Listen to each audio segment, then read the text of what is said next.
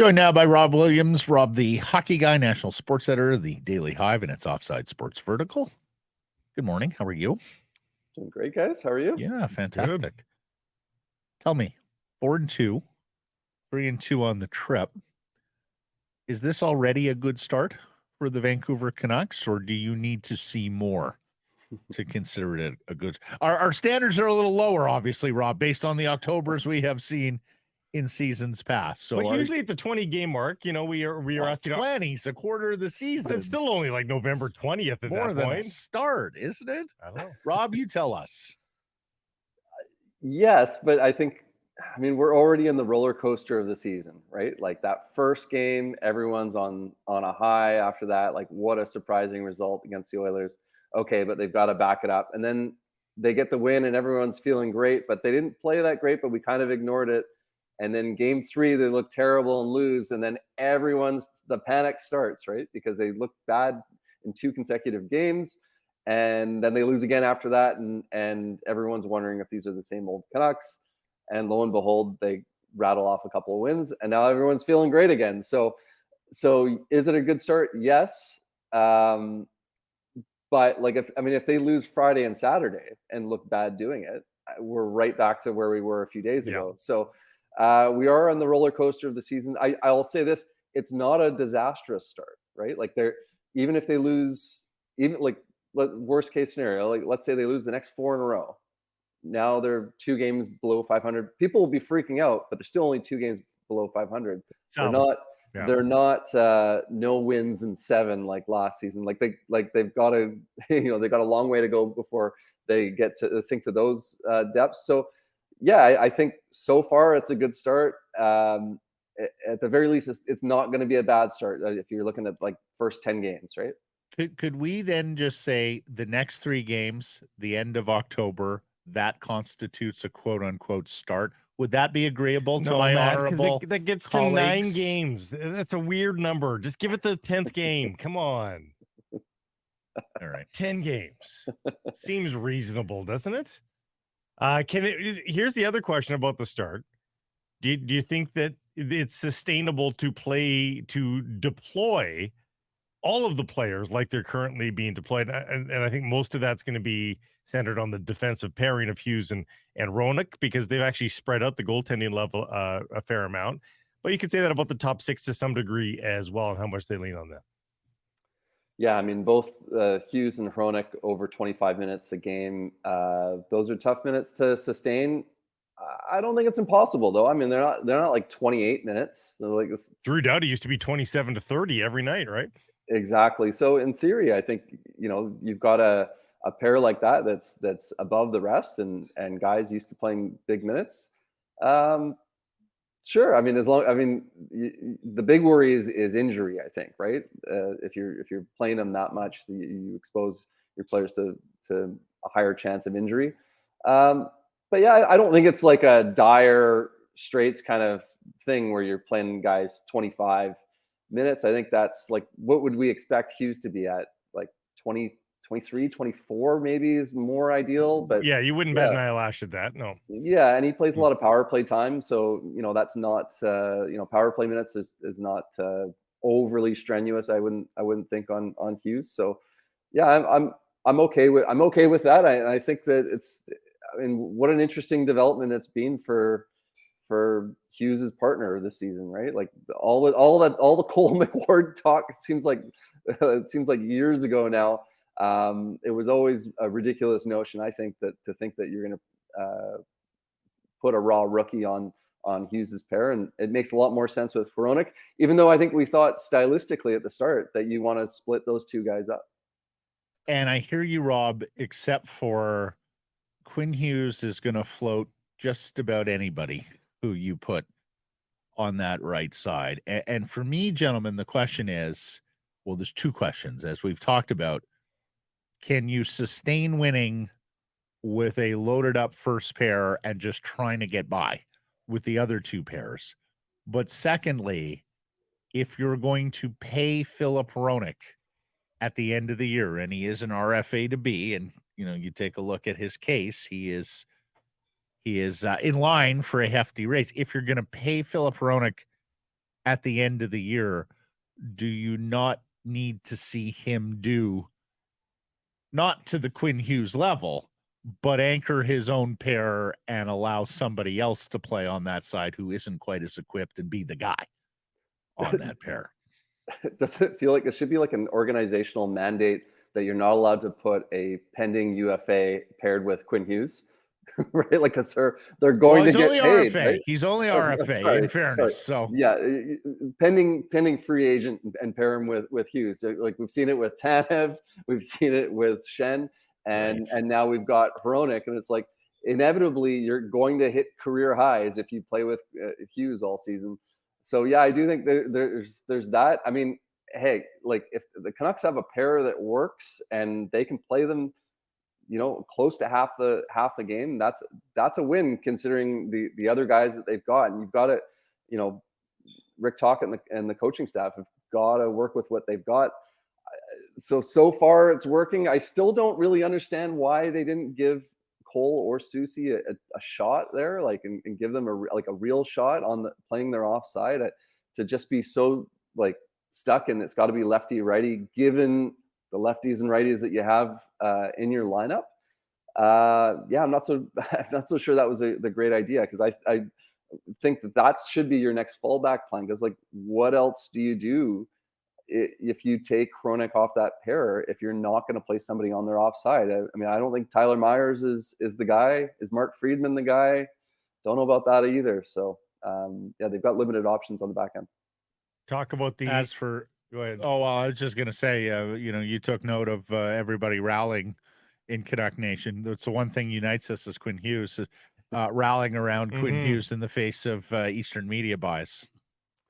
Yeah, you guys, it's been like a decade of Canucks fans and media fighting amongst themselves. It kind of warms my heart and brings me back whenever I see like everyone sort of uniting against like a common enemy, in this case being the biased Eastern media.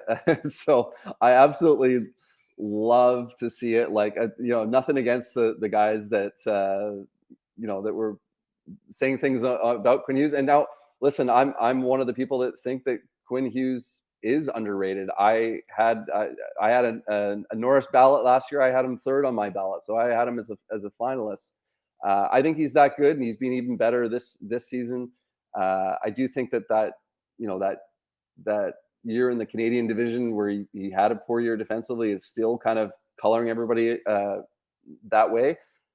I think the things that'll fix that will be if the Canucks can be a playoff team, all of a sudden his numbers are going to look even better. And I think that just perception wise, that's going to make a difference. I think even just having the C on his chest is going to make people think, okay, well, he's not just this like small skilled, offensive defenseman. He's like a leader, and, he's going to have a bit of that aura around him. But doesn't it bring you back? Like whenever I see like Canucks fans, like all upset at the same thing, kind of all going at like a common enemy, like I said, it reminds me of 2011 and that era of team where Canucks fans were just kind of like, this plucky fan base that stuck by their team, and it's nice to see. They even made me defend Ryan Kessler in 2011. I was even pushed to such points that I defended Ryan Kessler to the Eastern media.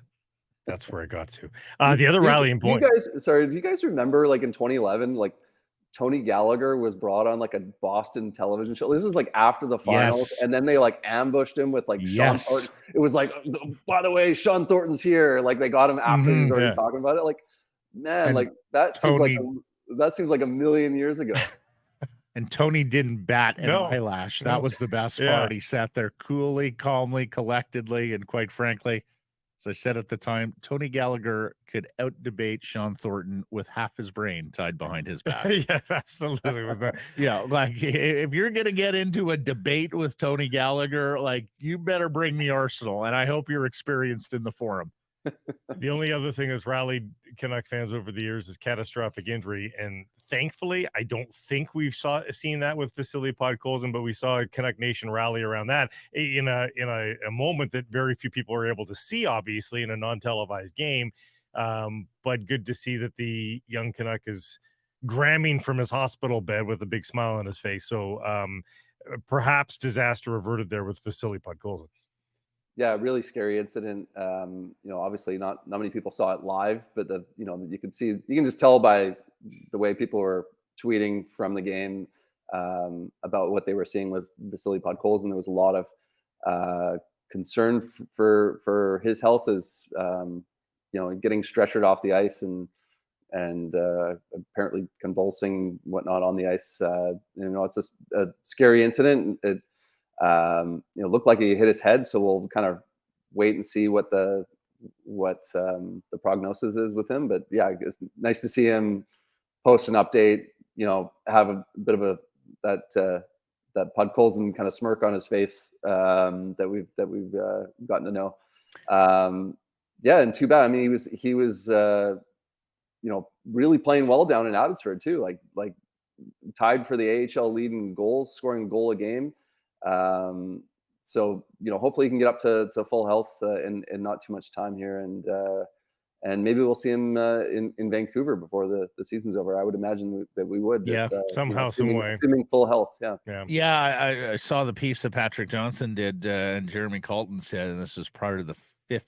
Last time was their sixth game, if I'm not mistaken. I think it was prior to the fifth game. He said, there have been 2 to 3 periods this year where he has been absolutely dominant. So certainly hope to see him get back. I mean, the great news that he's engaging on social media from the hospital. They reported he was alert and responsive. So that's great news as well. And we'll see about his return to the ice now. Much like the Canucks, where a 4-2 start is viewed as great because of the previous standards. You don't have to go too far back, Rob Williams, where the Lions and the Whitecaps weren't exactly setting standards in their respective leagues either. And yet I caught your headline in your story this week about our 2 boys of summer teams and how this is the best they've ever been concurrently, at least in the MLS era for the Whitecaps. Yeah, I mean, it's been great to see. This is the best. We're counting, I'm sure if we go to the Canadian Soccer League or North American Soccer League era Whitecaps, we could find some great examples as well. But since 2011, since the Whitecaps entered MLS, this is the best they've been at the same time, because both teams have kind of had peaks and valleys since then. The Lions, of course, won the Grey Cup and were a powerhouse in 2011, 2012, but that was when the Whitecaps were still an expansion team, just kind of establishing themselves. This is the first time since MLS that the Lions and the Whitecaps have both had winning records and both made the playoffs. So that is a first, and they're both going to be hosting playoff games on the same weekend, no less, like back-to-back nights. That's great to see. I see the Whitecaps shared an update that they've sold over 20,000 seats already for their playoff game, and that's a big number this early.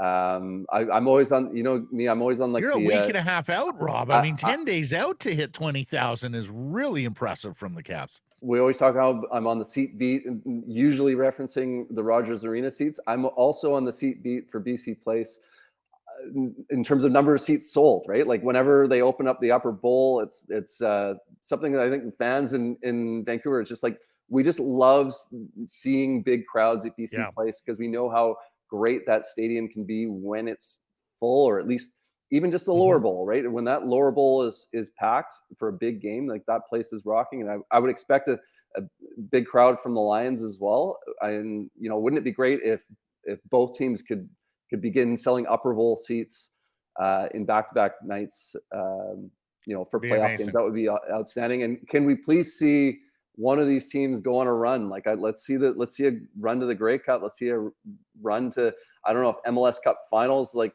it's honestly, given it's the parity in the Western Conference, it is. It's realistic. There's no juggernaut in the West, and we've seen some surprise runs and champions in MLS before. Yeah. So there is more than a snowball's chance for the Whitecaps, and of course with the Lions. I mean, their white whale right now is the Winnipeg Blue Bombers, but if they can get over them in the West Final, anything can happen in the Grey Cup, as we have seen many, many times over.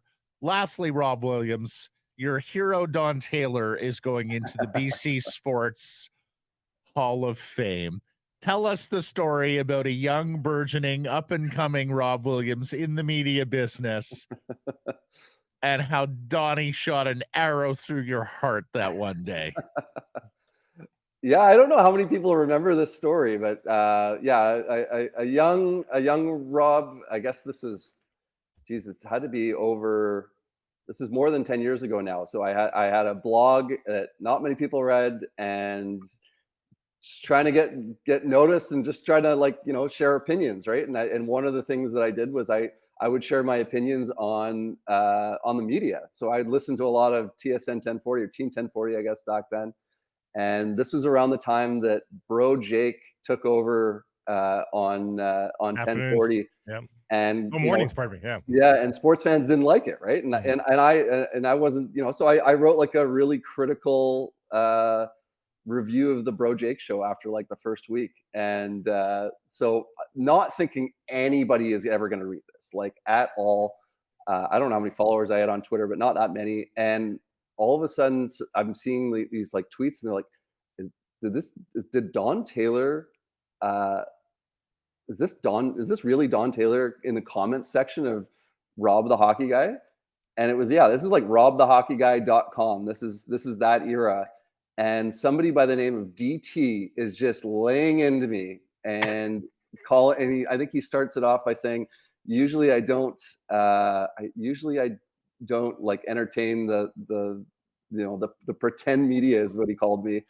And he just kind of lays into me, and and yeah, Don Taylor is my hero. Like, I was like, he was, like the, of everyone, I think, around my age, that growing up in Vancouver, like he was the man. He still is the man.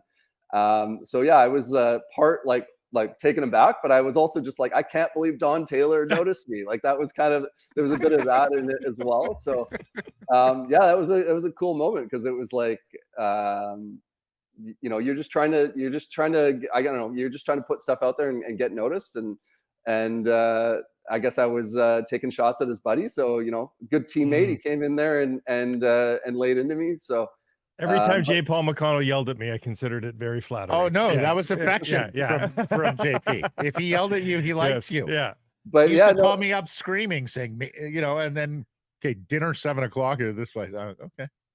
And Don's not, he's not that active on Twitter. And I remember, I guess it was about 2 years later, I got full-time job with Vancity Buzz at the time, and he never tweeted at me or anything like that. But then on that first day, he congratulated me on Twitter and said, something about Vancity Buzz being a great local resource. So it was like, it kind of came full circle there. So it was pretty cool. You're not pretend media anymore, No. Rob Williams. You're vested. You're that was a badge of honor. I embraced professional. that. I embraced that. You know what? I kind of took that to be like, I think I said at the time, like, I hope this is my like what was, like, Dave Pratt used to talk about, like, when Jennifer Burke called into the show and laid into them, and that was watershed like kind of moment. And I kind of consider that almost my moment, a much smaller scale, where Don Taylor calls me pretend media, and then that the rest is history, I guess. Don Taylor getting in your comments, and it's true, because especially back then, Don was not active on social media very often. Marvelous stuff. Great story, Rob. Thanks for this. Catch up next Thursday. Awesome. Thanks, guys. This great clip brought to you by, wait for it, Great Clips. It's going to be great.